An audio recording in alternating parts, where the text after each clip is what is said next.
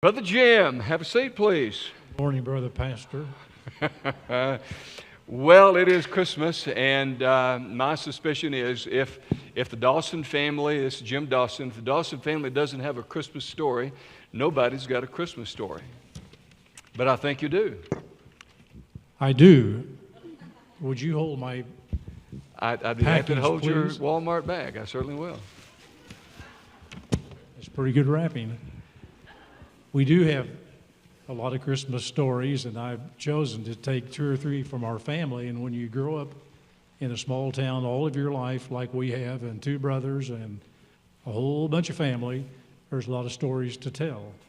So one of the first ones I thought I'd tell is about our church years ago, almost 40 years ago, to almost 40, and it was over at the old church on the corner.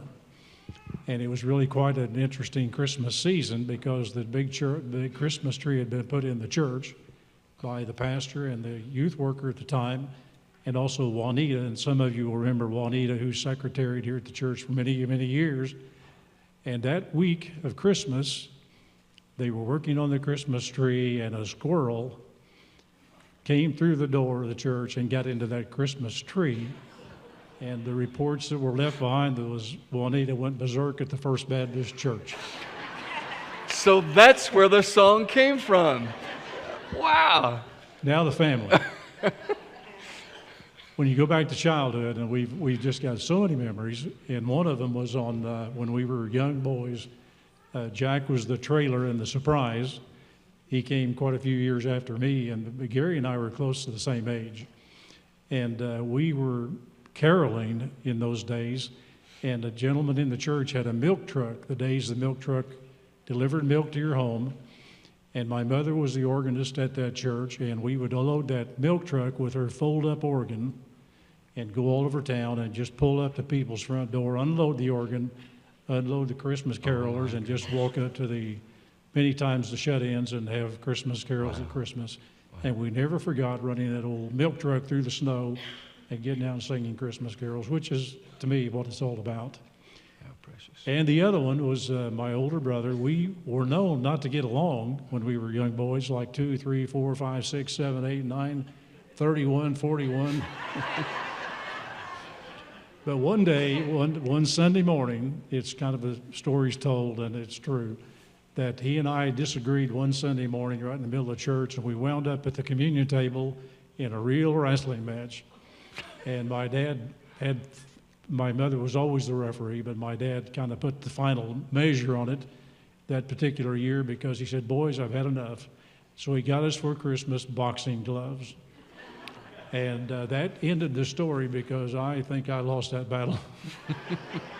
That's one of my memorable Christmas gifts. And the Christmas time is just always, and Sheree and I have so much agreed on such a short time together, but the Christmas carols have such a message. And the more you sing the Christmas carols, the more it draws you to the known of your faith that this is the time of our Savior's birth. And the Christmas carol goes, it came upon a midnight clear. One of the thoughts of that carol is in the ever-circling years comes around the age foretold. So you can see how many ever-circling years are on me, and every year comes around this Christmas time, and you think ever-circling years comes around the age foretold, which just strengthens our faith every time.